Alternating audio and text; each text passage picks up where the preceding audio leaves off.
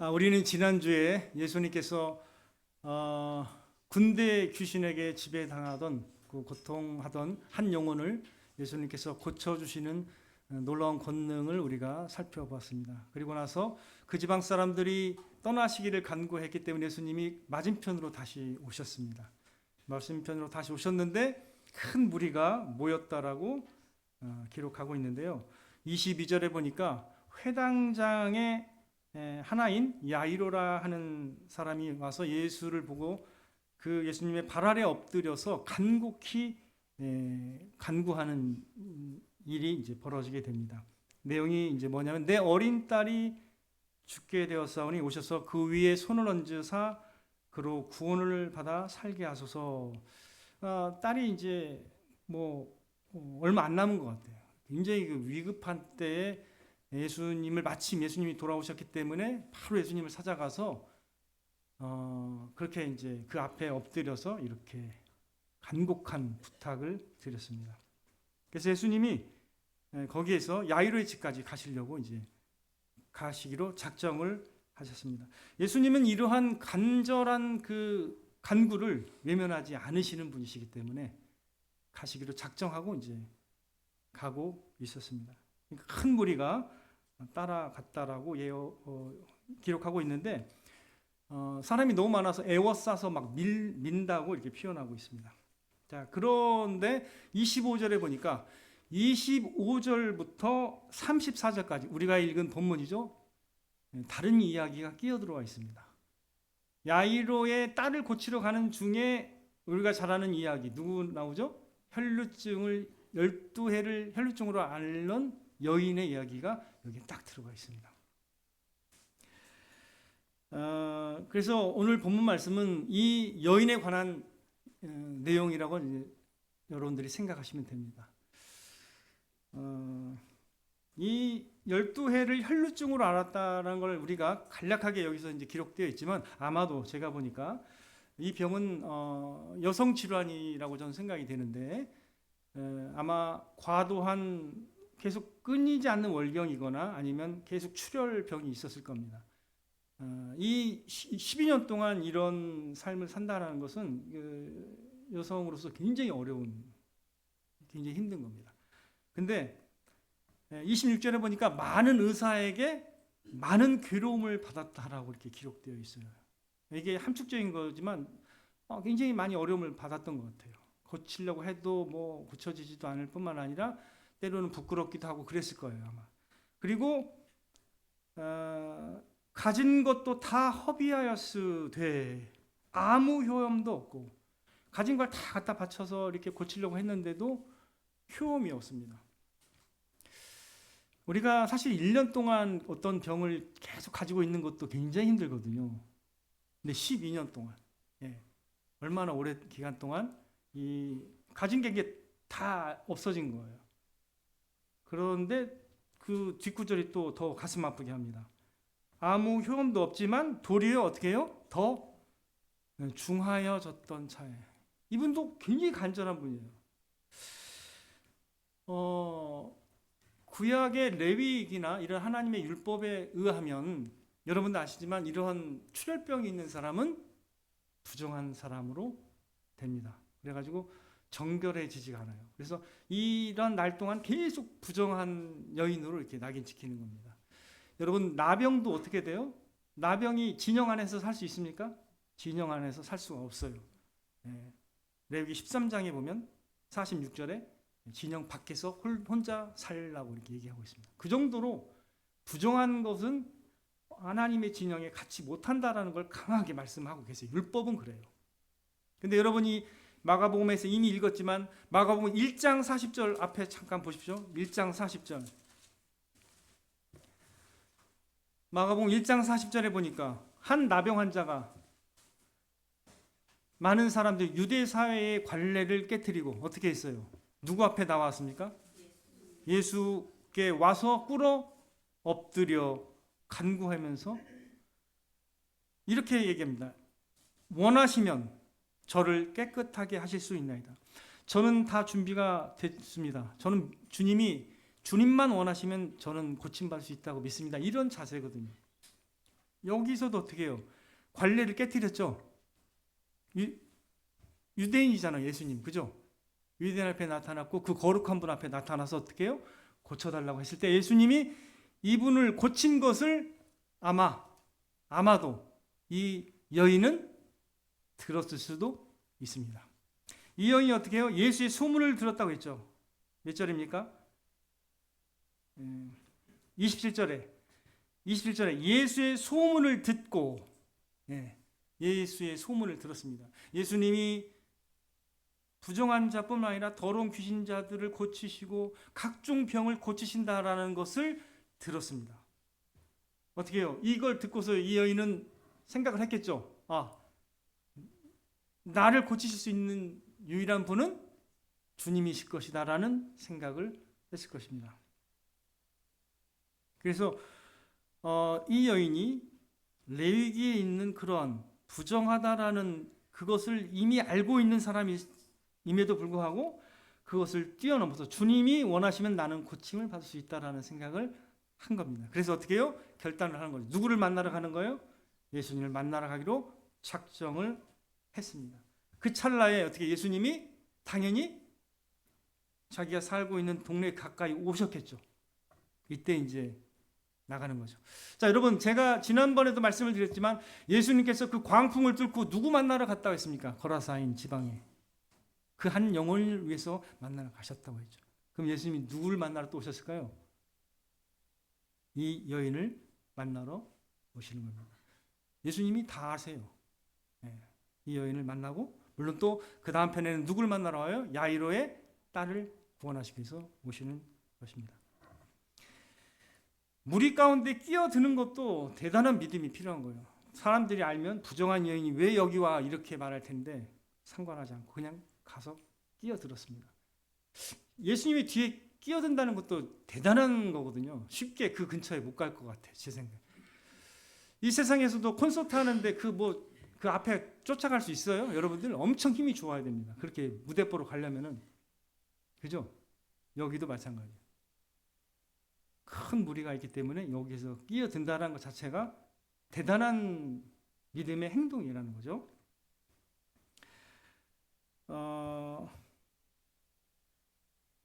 이 여인은 사실 참으로 고통 가운데 살아갔던 여인임이 분명합니다. 이걸 직접 남자들은 경험을 하지를 못하니까 모르지만 12해 동안 모든 자신의 가진 걸 다 잃고서 또 그렇게 고통하면서 부정한 여인으로 낙인 찍히면서 살아간다는 것은 그렇게 쉬운 일이 아니죠. 그러나 한 가지 소망을 그는 이제 갖게 된 겁니다. 누구요? 누구에 대한 소망이에요? 예수님은 나를 고치실 수 있을 것이다라는 소망을 가지고 그렇게 간 거예요. 근데 이 여인의 생각이 좀 독특해요. 야이로와 같지 않습니다. 야이로는 어떻게 어프로치했죠? 예수님 앞에다가 딱 왔죠. 근데 이 여인은 어떻게 한 것 같아요? 왜 그랬을까요? 한번 생각해 보세요. 자신은 어떻다고 생각하죠, 지금? 부정한 여인입니다.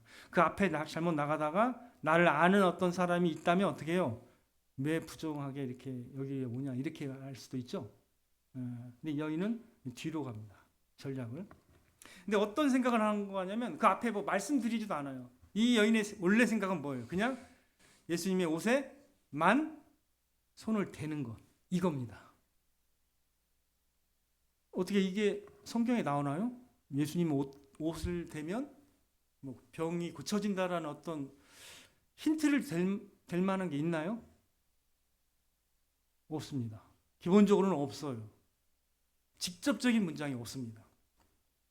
이런 생각은 여러분 어떻게 생각하세요? 이게 저는 좀 너무 주관적인 생각 아닌가요? 그냥 옷에만 손을 대는데 예수님께 말씀드리지도 않았는데 무슨 옷에만 손을 댄다고 나 할 거야 이런 생각을 한다는 게 자체가 그 상대방은 내 사정을 모르잖아요. 그죠? 일반적으로 사람이면 그렇게 하면 안 되죠. 근데 이분은 누군 것 같아요? 이분은 하나님의 아들 예수 그리스도시기 때문에 이 여인은 그걸 믿었던 건지는 모르겠지만 그런 생각을 했어요. 자, 근데 대단한 힌트가 하나 있긴 합니다. 구약에. 엘리사가 죽었어요. 엘리사가 이제 죽었는데 그 즈음에, 그 후에 어떤 사람들이 죽어가지고 장사하는 자들이 장사를 하는데 도적대가 와가지고 급하게 그냥 아무데나 던졌어요. 던져버렸는데 엘리사의 무덤에 던진 거예요. 그 시체를. 그 시체가 살아났습니다. 그게 열왕기하 13장 21절이에요. 그 적어만 놓으세요. 열왕기하 13장 21절. 마침 사람을 장사하는 자들이 그 도적대를 보고 그의 시체를 엘리사의 묘실에 들이던짐에 시체가 엘리사의 뼈에 닿자 곧 회생하여 일어났더라. 엘리사는 어떤 사람이에요? 여러분이 아시는 구약에 엘리야를 잇는 하나님의 사람이었고 선지자였죠. 예수님의 기적을 행했던 그 대표적인 사람이 엘리야인데 그 뒤를 이어서 그걸 동일하게 했던 사람이 엘리사입니다. 그러면 이건 뭔가 사인이 있죠. 누구의 그 하나님의 사람의 옆에만 닿아도 어떻게 해요? 회생하는 걸 여기서 보여줍니다. 이거를 알았는지 몰랐는지 모르지만 제가 생각할 때는 그래도 무모한 생각입니다. 주관적인 생각이고. 아니 어떻게 옷에만 손을 대는데 나 것이라는 생각을 하는 것은 지극히 주관적인 생각이긴 합니다. 그러나 결론적으로는 어떤 생각인가요? 누구에 대한 믿음 때문에 이런 생각을 했어요? 주님에 대한 믿음 때문에 그런 생각을 했기 때문에 우리는 결론적으로는 이 생각을 어떻게 받아들여야 돼요? 믿음의 생각, 그리고 손을 대는 행위는 믿음의 행동으로 우리가 결론을 내릴 수 있습니다. 왜 그렇게 우리가 결론을 내릴 수 있어요? 예수님이 그에 대해서 어떻게 말씀하세요? 결과적으로 맨 마지막에 따라 내 믿음이 너를 믿음입니다. 믿음의 생각이었던 거예요, 사실은. 누구에 대한 능력을 믿는 거예요? 예수님에 대한. 예수님의 권능과 그 능력을 믿었기 때문에 그의 생각은 인간들이 볼 때는 지극히 주관적이고 무모한 생각일 수는 있지만 주님이 보시기에는 믿음의 생각이었던 것입니다. 대단한 믿음입니다. 주님은 이러한 믿음을 기뻐하십니다. 그래서 이런 구절을 뒤에다 붙이는 거예요. 따라 내 믿음이 너를 구원하였으니 평안히 가라. 병에서 놓여 건강할지어다 라고 놀라운 위로와 축복을 거기서 다 해주십니다. 그 광경을 그 큰 무리가 본 거죠. 저는 이 여인이 야이로도 간절한 마음으로 왔지만 이 여인도 다른 방식으로 간절한 마음으로 왔다고 저는 생각합니다. 앞에 오지는 않았지만 뒤에서 간절하게 그 무리를 뚫고서 대단한 믿음으로 예수님께 나와서 자신이 그 옷에만 손을 대어도 나는 날 거라는 강한 믿음을 가졌을 때 실제로 되니까 어떻게 해요? 바로 나음을 받았습니다. 놀랍죠? 근데 예수님은 이 교훈을 저와 오늘날 살아가는 모든 신앙인들에게 가르쳐 주시기 원하시기 때문에 어떻게 해요? 이거를 그냥 안 넘어가시고 어떻게 하셨죠? 누가 내 몸에 손을 대었느냐라고 딱 물어보십니다. 그랬더니 제자들이 어떻게 얘기하죠? 이 상식적으로 아니 에워싸 밀고 있는데 다 지금 뭐 다 닫고 있는데 왜 그런 말씀을 하십니까? 이렇게 반문했죠. 아유, 상식적인 질문을 하셔야죠. 예수님 이렇게 얘기를 한 거예요. 근데 이제 이 말을 알아듣는 사람은 누구뿐입니까? 그 여인뿐이에요. 그래서 여인이 어떻게 해요? 두렵고 떨리는 마음을 갖고 거기서 도망가지 않았죠. 그대로 주님 앞에 엎드려서 어떻게 얘기합니까? 몇 절이죠? 33절에 보니까 여자가 자기에게 이런 일을 알고 두려워하여 떨며 와서 그 앞에 엎드려. 여러분 이 여인의 자세가 어떤 것 같아요? 믿음이 있는 이 여인의 자세는 어떤 것 같아요? 겸손하죠. 굉장히 겸손하죠. 그래서 여러분들이 생각하실 건 뭐냐면 제가 제목으로 구원하는 믿음입니까? 라고 정했는데 구원하는 믿음은 사실은 이렇게 상한 심령의 겸손한 심령에서 나오는 믿음입니다. 여러분이 제일 잘하는, 제가 늘 강조하지만 제일 잘하는 믿음으로 칭찬받은 사람이 누구예요? 이스라엘이 아닙니다. 누구예요? 백부장이죠. 백부장은 어떤 자세를 취했죠? 나는 주께 나아가기도 감당치 못하는 줄 아나니, 주님께 나아가기도 감당하지 못하는 사람이라고 생각했습니다. 근데 주님이 어떻게 그를 칭찬했어요? 이스라엘 중에 이만한 믿음을 나는 만나보지 못하였다라고 말씀하십니다. 여러분들이 그러니까 믿음 있는 사람의 특징이 뭐냐면 상한 심령이 있습니다. 겸손해요. 이 부분이 굉장히 중요합니다. 여러분이 잘 아시는 하나님의 사람으로서 왕까지 오른 사람이 누굽니까? 여러분이 잘 아는, 여러분이 즐겨 읽는 누가 있죠? 다윗이죠. 다윗이 대체로 어땠을까요? 하나님 마음에 합한 사람이었습니다. 기본적으로 합한 사람이에요. 훌륭한 찬송시나 이런 걸 다 썼어요. 하나님과 교제하는 사람이었습니다. 그런데 이 사람도 몇 번 정도는 이런 겸손한 심정에서 떠나 있었습니다. 근데 이 다윗에게 하나님께서 놀라운 도전을 하시는데, 다윗이 누구를 죽였습니까? 여러분, 충성된 우리아를 죽였어요. 그것도 밧세바를 범한 후에 그 밧세바의 남편인 우리아를 전쟁 중에 그냥 가서 죽게 만들어 버렸어요. 하나님 보시기에 뭐예요? 이게 악하죠. 왕입니다. 보통 왕은 이게 가르칠 수 있어요, 없어요? 왕에다가 그가 선지자입니다. 예수님을 예표하는 사람이죠. 어때요? 뭐 두려울 게 없잖아요. 근데 이 사람에게 나단 선지자가 찾아옵니다. 그래서 얘기했어요. 한 얘기를 풀었습니다. 어떤 한 부자에게 손님이 왔는데, 부자는 재산이 많아요. 근데 그 옆에 있는 가난한 자가 아끼고 있는 그 양을, 자기에게 온 손님을 위해서 그 가난한 자의 양을 뺏어서 대접했다는 거예요. 그걸 듣자 뭐라고 하는 줄 아세요? 다윗이 그때까지도 옳고 그름은 분별해요. 상한 심령이 없어도 옳고 그름은 분별합니다. 대노해가지고 어떻게 해요? 이런 마땅히 죽을 자라, 그 사람은 죽을 자라고 얘기하면서 그 사람에게 4배나 갚아야 하리라, 이렇게 도전했습니다. 그걸 들은 나단 선지자가 뭐라 했죠? 당신이 바로 그 사람이다. 그때 겸손하게 다시 꼬꾸라졌습니다. 그리고 쓴 시가 여호와께서 구하시는 제사는 상한 심령이라, 중심에 통회하는 자를 하나님이 구원하신다라고 말씀하고 있습니다. 하나님이 기뻐하시는 이 예배는 뭔가를 분명하게 밝혀줍니다. 자신만만하게 무엇이 옳고 그른지를 알고 있는 사람이지만, 그럼에도 불구하고 그 사람은 지금 가난한 심령이 없다라는 것을 하나님이 보여주셨습니다. 그 대표적으로 예수님을 예표하는 그 다윗이 우리에게 뭐가 필요할 거예요? 하나님이 이런 대표적인 하나님의 마음에 합한 사람에게 그런 도전을 하신 겁니다. 우리는 때로 그럴 때가 있어요. 내가 뭐 예수님께 가져갈 뭐 간절한 게 있을까? 나는 뭐 평안한데. 라오디게아 교회처럼 나는 부자라, 아무 부족함이 없다 하나, 주님께서 말씀하십니다. 네가 얼마나 가련하고 얼마나 가난하고 얼마나 공고한지 모르는구나. 네 눈은 보지도 못한다. 안약을 사서 발라라. 그러면서 회개하라, 열심을 내라, 이렇게 말씀하고 있거든요. 저는 그렇게 생각합니다. 하나님이 우리에게 죽을 때까지 잊지 말아야 할 심령이 뭐냐면, 이런 교만한 심령에서 떠나야 돼. 나는 언제나 주님이 필요합니다. 이 심령이 굉장히 필요합니다. 나는 뭐 다 잘 살고 아무 문제 없는데, 나 잘 나가는데, 그런 사람처럼 멸망을